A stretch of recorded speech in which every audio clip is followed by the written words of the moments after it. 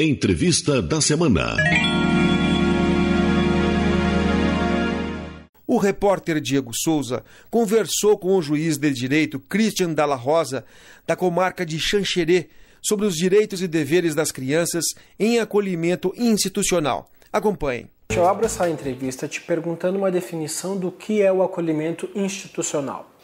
O acolhimento institucional é uma medida de proteção aplicada a uma criança ou um adolescente quando o ambiente familiar dele, onde ele vive, não é mais adequado. Então, é uma medida de exceção, né? No caso de da violação grave dos direitos da criança e do adolescente, pode ser aplicada essa medida de proteção, que é a retirada dele do local onde ele vive, da família biológica, e a colocação nele num local organizado por um órgão governamental ou não governamental, onde ele vai ter uma família, onde ele vai poder residir, ficar e ter os seus direitos respeitados, né? Isso sempre de uma forma temporária, né? O acolhimento institucional é uma medida, inclusive isso é uma previsão do Estatuto da Criança e do Adolescente, que ele é sempre temporário e provisório. É uma medida para resguardar seus direitos enquanto não é possível encontrar outra forma, né? Uma família, reparar essa violação desse direito que ele teve na sua família de origem ou, eventualmente, buscar uma família substituta. O Estatuto da Criança e do Adolescente está quase completando 30 anos. Ele foi criado em 1990 e eu queria saber, na sua visão, que momento que vive o acolhimento institucional no Brasil? Na verdade, nós temos o Estatuto já tem ele foi vigente há muitos anos já, né? Mas nós vivemos um momento de dificuldade ainda em relação à aplicação, à efetivação dos direitos que estão garantidos no Estatuto da Criança e do Adolescente. O que foi feito hoje se evoluiu muito, mas ainda não foi possível garantir todos esses direitos que estão previstos lá no Estatuto. E na questão do acolhimento, muito foi alterado e melhorado. Né?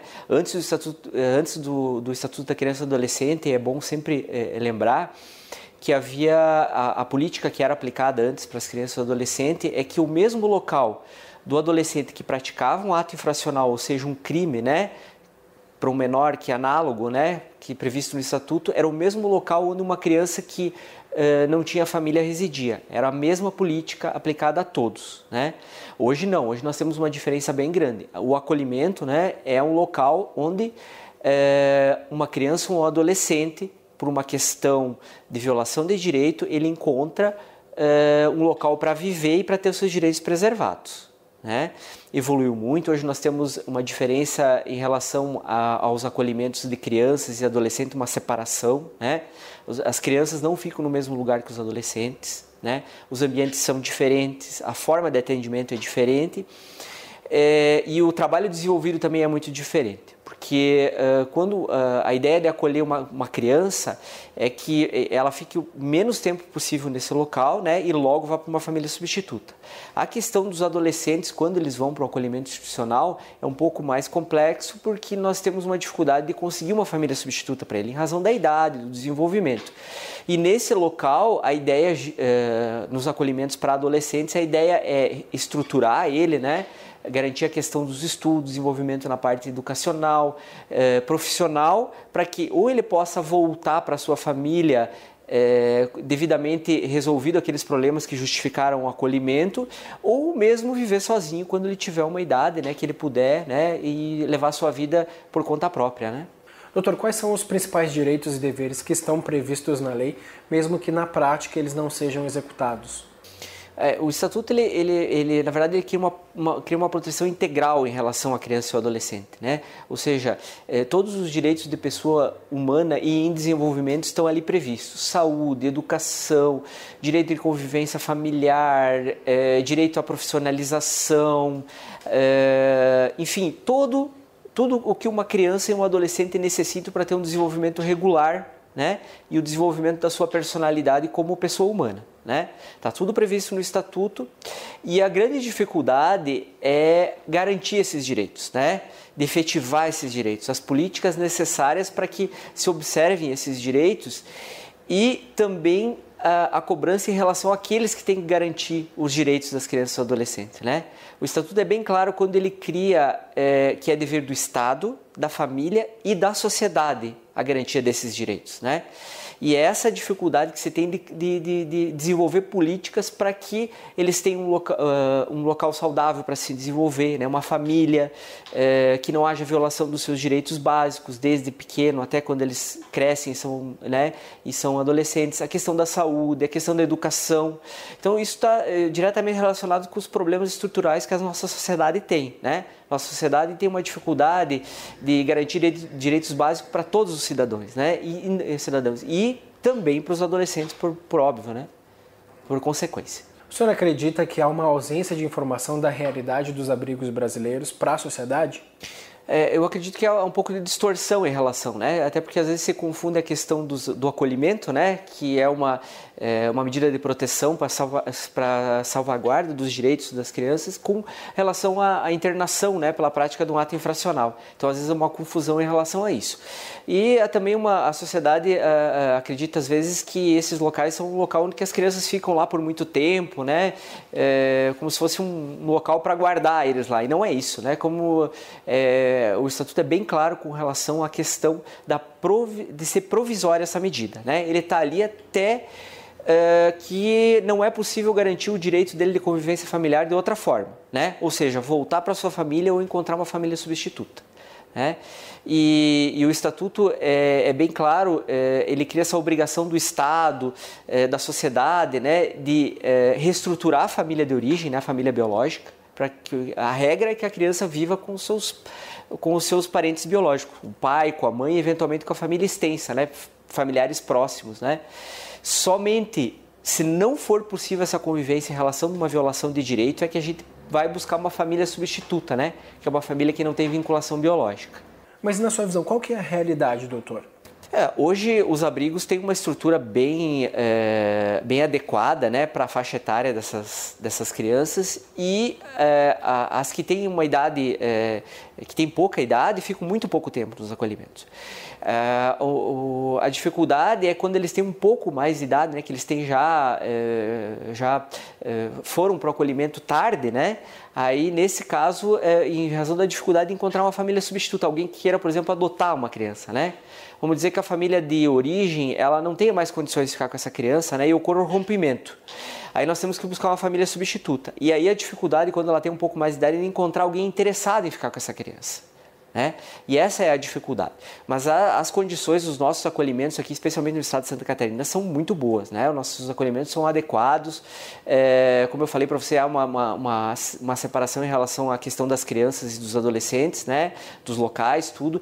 E a política de atendimento é adequada e direcionada para a faixa etária de quem está lá nesse acolhimento institucional. Queria saber como é que está a realidade da porcentagem de interessados que passam pelo funil e que no final acabam realmente adotando.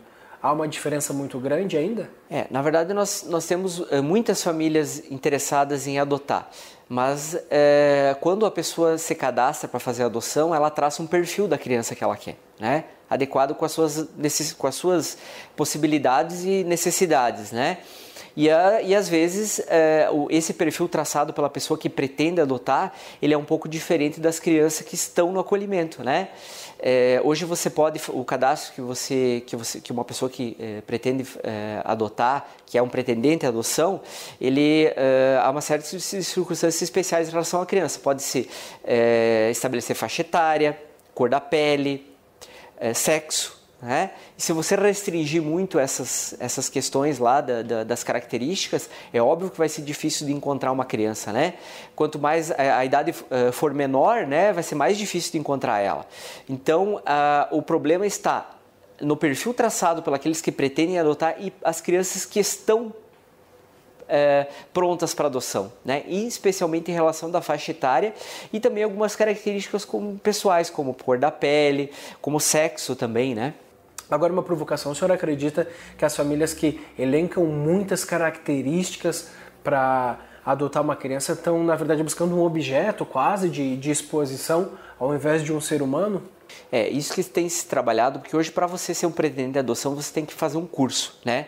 E isso tem sido muito trabalhado nesses cursos que o Poder Judiciário, na verdade, possibilita aos pretendentes que eles têm que cursar para poder ser pretendentes, né? Para poder ingressar no cadastro, é o esclarecimento, né?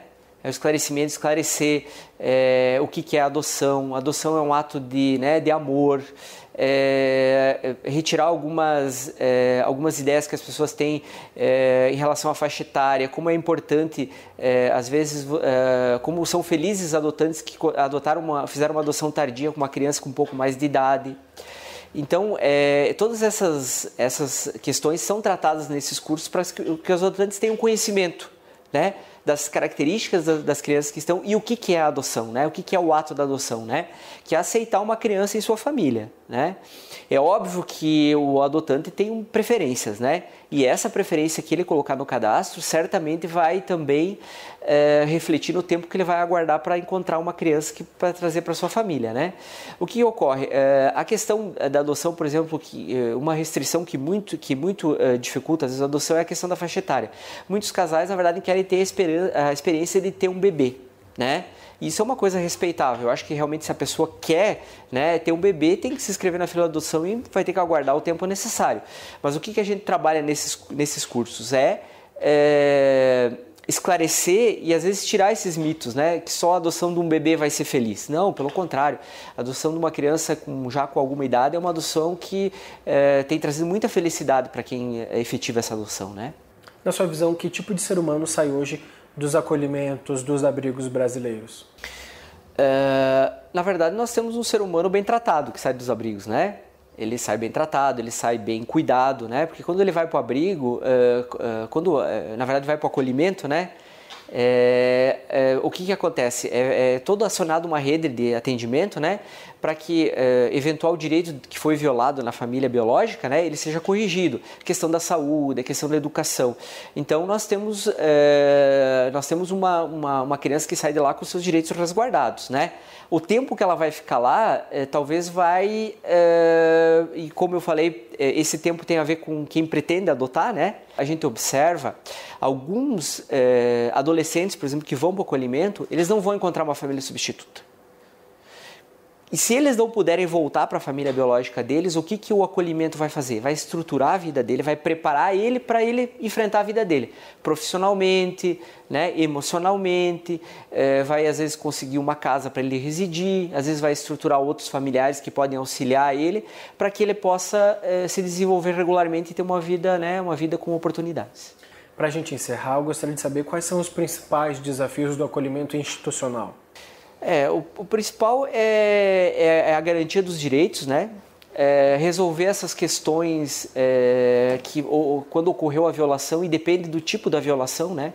Que nós temos violações muito graves, né? Às vezes dos direitos, né, dessas crianças e adolescentes.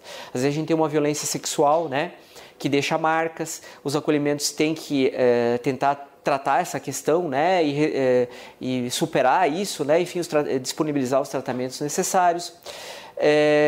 Nós temos uma grande demanda hoje, né? A demanda social é muito grande, então às vezes nós temos momentos em que o acolhimento tem muitas crianças, né? Porque em razão de uma situação peculiar, né? Há acolhimentos, e é muito comum isso, acolhimento de vários irmãos ao mesmo tempo, né? Às vezes com idade diferente, né? Às vezes nós temos um acolhimento de uma família de várias crianças, 10, de 4, de 3, de alguns meses, né? E às vezes a dificuldade é de trabalhar com todos para efetivar uma adoção, para encontrar um pretendente para adoção que queira adotar os irmãos, né? Que essa é a regra, né? Inclusive essa é uma regra que tem que ser respeitada, que é que os irmãos, por regra, têm que integrar uma família só mesmo substituta.